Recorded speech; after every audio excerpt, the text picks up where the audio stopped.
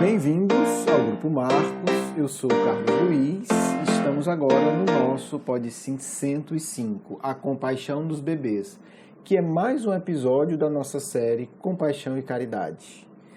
Bem, a gente vai falar rapidamente, né, como sempre, nosso programa é curto, sobre um experimento que está relatado no documentário A Revolução do Altruísmo, que tem no Netflix, né? Essa dica é de graça para vocês.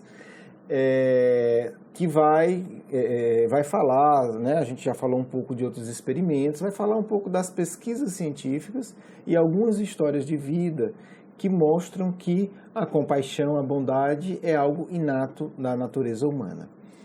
Só que hoje a gente vai falar de uma pesquisa extremamente curiosa, né? No programa 105, a gente discutiu a questão da compaixão nos animais, no 104, né? Agora no 105, a gente vai discutir a compaixão nos bebês. Quer dizer, a pergunta que está por trás é a seguinte: o ser humano nasce com compaixão? O ser humano nasce com a capacidade de valorizar o bem ou não, né? Como pensa uma parte dos materialistas, né? Não, essa questão de bondade, de fazer o bem, de a gente se sentir bem quando ajuda uma outra pessoa, é um condicionamento social, né? Na verdade, está provado que não, né? E esse experimento é mais um dos centenas de experiências que provam que nós temos uma bondade inata. A nossa tendência natural é do bem. Esse experimento é o mais radical com humanos, porque, né, que responde essa questão, porque vai pegar realmente bebês. A gente está falando de crianças, de recém-nascidos com 3, 4, 5 meses. Né? São indivíduos que não falam, que não desenvolveram ainda sequer a fala. Então eles não teve tempo, não teve essa doutrinação, né, esse condicionamento que vai... Né, que muitos vão alegar que é por isso que a gente faz o bem. Também não há medo de punição. Então, não há nem um reforço positivo no sentido do bem, claro e objetivo do ponto de vista da sociedade, e nem há uma punição no sentido de punir, gerar algo desagradável quando a criança opta pelo negativo, né, pelo que a sociedade julga que é negativo. Bem, vamos aos experimentos, que ele é muito mais interessante do que isso. Né? Primeiro, a genialidade dos pesquisadores. O que é que eles fizeram? Eles criaram uma situação em que a criança vai decidir quem é melhor. Né? E é bem interessante. Quem puder, assista o documentário. Vale muito a pena. Eles pegam um boneco branco, um cachorro branco, são todos do mesmo tamanho, são iguais. Né?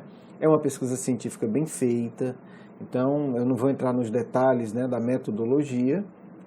Tem um pouco no documentário, quem quiser pesquisa mais, mas assim, é uma pesquisa científica estruturada. Os bonecos são iguais, não há nenhum com a cor que se destaque mais do que o outro. Quer dizer, todos esses detalhes são eliminados no sentido de, ele escolheu o boneco tal porque a cor é mais forte. Não tem isso. Então, assim, são 3 bonecos, 3 cachorros idênticos com uma pequena característica diferente. O que está abrindo na caixa é branco. Os outros 2, um possui um macacão azul e um amarelo, né? O azul e o amarelo têm a mesma intensidade de cor. E a história é a seguinte: o boneco branco tenta abrir a caixa. Se eu errar as cores aqui, né, o branco com certeza abre a caixa. Um dos bonecos entra, né, em cena e ajuda o boneco branco a abrir a caixa. Depois, na mesma cena, ele sai, o boneco branco, né, o cachorrinho branco vai tentar abrir a caixa e o outro boneco chega, além de não ajudar, atrapalha, né? Tipo, fecha a caixa. O branco está tentando e de repente vai lá o amarelo e faz fechar. Então, essas 2 cenas são repetidas na frente da criança, dos bebês. E depois que ele assiste essas 2 cenas, o boneco azul ajudando o boneco branco a abrir a caixa e depois o boneco amarelo fechando a caixa, atrapalhando o boneco branco, ele vai escolher entre os 2, né? Então, olha que genialidade. Vai ter alguma preferência da criança pelo boneco que ajudou e pelo boneco que atrapalhou? Se a criança, né? É preciso dizer que essa experiência não é feita uma vez, né, gente? Isso tem que ser feito centenas de vezes com centenas de crianças, né? Não é uma criança só, para eliminar qualquer outro fator. Então esse experimento é feito centenas de vezes e olha que interessante, é mudado de cor, né? Para uma criança o boneco azul é o que ajuda, na outra, né, com outra criança o boneco azul é o que atrapalha, para realmente ver se há uma opinião da criança. Feito isso, os bonecos são colocados na frente da criança. Olha que coisa incrível, a cada 5 vezes, 4 vezes a criança escolhe sempre o boneco que ajudou. Estatisticamente é um resultado extraordinário e incontestável.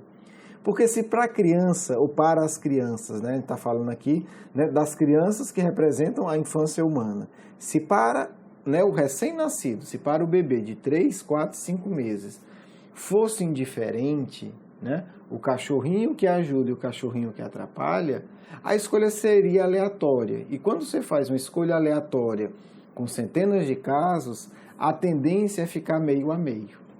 Então, se cada 5 casos, 2 escolher uma coisa, 3 ou outra, ou em cada 10 casos, 5, né, escolheu o que ajudou e 5 escolheu o que atrapalhou, qual seria a leitura da experiência? Não há nenhuma avaliação moral. Né? Tanto faz, a criança tanto faz, ela nem liga. Ela escolhe o boneco lá e pronto. Mas um resultado 4 de 5, gente, né, que significa 8 de 10, é 80%. Nenhuma estatística científica vai dizer que isso é coincidência. Né? Matematicamente é impossível uma coincidência aí de 80%. Se fosse 50, né, ou 45, 55, porque toda pesquisa tem uma margem matemática de erro. Mas 80% é impossível você falar que as crianças escolhem um boneco ao acaso. É uma experiência extraordinária, é uma experiência que eu acho que nós espíritas, né, teríamos que refletir cada vez mais sobre esse tipo de coisa. Não tenho dúvida disso. Se Kardec hoje estivesse escrevendo a Revista Espírita, ele escreveria vários e vários artigos sobre isso, gente. Esses são os temas do Espiritismo, né, que aprofunda a reflexão. Não é ficar, desculpe falar, mas não é ficar só repetindo, porque fulano falou isso, o palestrante falou isso. Isso tudo é legal, mas assim, se a gente quer aprofundar, é isso. Quando Kardec fala que o Espiritismo dialoga com a ciência, é isso que ele está dizendo. Não é ficar fazendo afirmação só, é pegar essas pesquisas e dizer assim, olha, essa pesquisa que não é espírita, feita por pessoas não espíritas, elas confirmam exatamente o que os espíritos já disseram. E o que é que os espíritos disseram? Que o espírito é criado simples e ignorante, mas nunca mal. Que todos nós temos a essência do bem. Todos nós carregamos a tendência do bem. Só quando a gente perverte ela que a gente tem problema. Quer dizer, a criança, ela como os macacos que a gente falou no programa 104, ela não tem um raciocínio elaborado ali, né, naquele corpo. Mas há a bondade do espírito por trás. Há a compreensão do que é bom e do que é mal. Então, é o tipo de pesquisa que, se a gente for nos detalhes, a gente vai ver o quanto ela confirma o que os espíritos têm ensinado. Né? É uma checagem da ciência, da afirmação dos espíritos. Então, esse tipo de pesquisa, eu não tenho dúvida, e aí, assim, não tenho nenhuma dúvida que Kardec dedicaria uma atenção séria, publicaria os resultados, mostraria os detalhes. É isso que a gente precisa, gente. E, assim, a gente está trazendo exemplos, porque o propósito do Pode Sim é muito mais nos unir e lançar reflexões iniciais, né? Que pessoas ligadas à psicologia, à ciência em geral, ao comportamento humano, se debrucem sobre essas pesquisas. Como seria interessante a gente ter um livro escrito, né? Pegasse não só essa pesquisa, mas certamente as dezenas de pesquisas semelhantes, e a gente ter ali isso bem organizado com uma reflexão espírita. Então, fica o apelo, a sugestão, quem é da área, quem tem afinidade, quem gosta desse assunto. Estudar, pegar os autores, pegar as publicações, fazer um trabalho, né, como, né, um trabalho que agradaria Kardec. Então, fica essa sugestão para a gente poder fazer. Eu vou agora fazer uma relação com uma mensagem que, para mim, é extraordinária. É muito bem escrita, né? Mas, assim, sendo honesto, não é as que têm a maior beleza poética, a maior beleza literária para mim, mas talvez seja a mensagem que mais me marcou. Porque é uma mensagem que dá uma informação que é central para a minha evolução, que sou espírita atrasado. Né?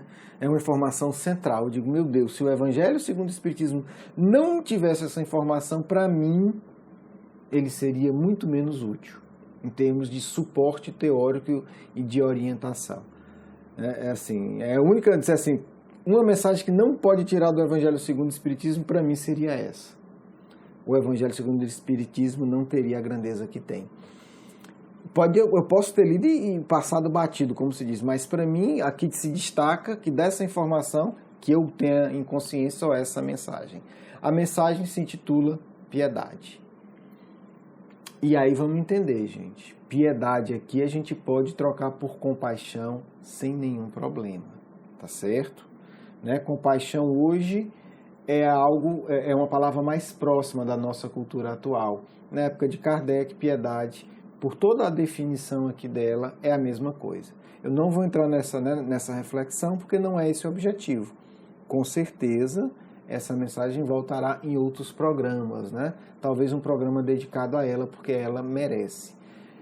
Assim, infelizmente para mim, que sou curioso, o espírito que assinou foi... A tradução tá Miguel, eu não sei se no original tá Michel ou Micael, mas eu fico triste porque se fosse um personagem histórico, eu com certeza iria estudar a vida dele, né? Até por gratidão dessa mensagem específica.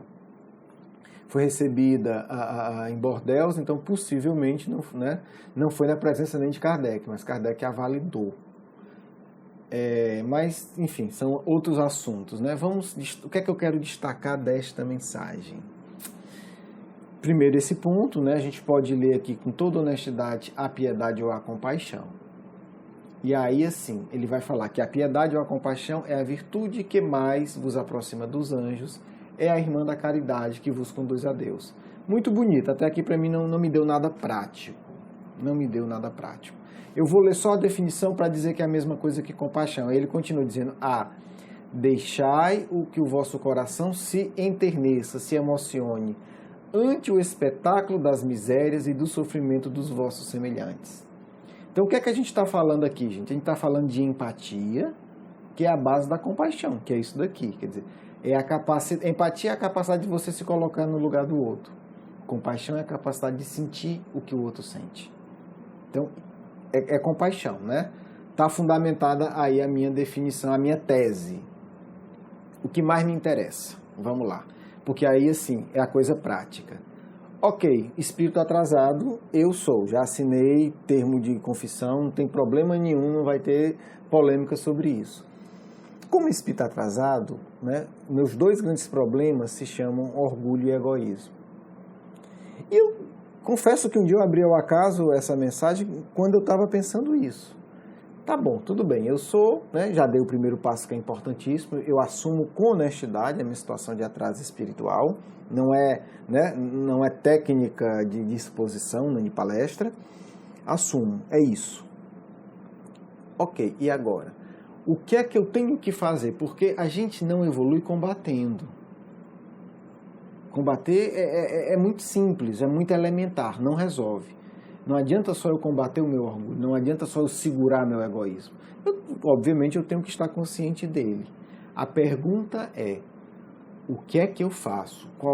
O que é que eu desenvolvo dentro de mim para que ocupe o lugar do orgulho?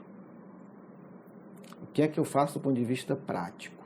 E aí, para mim, aqui está em 3 linhas. Nessas 2 linhas e meias que eu vou ler, para mim, é uma opinião pessoal, gente, né?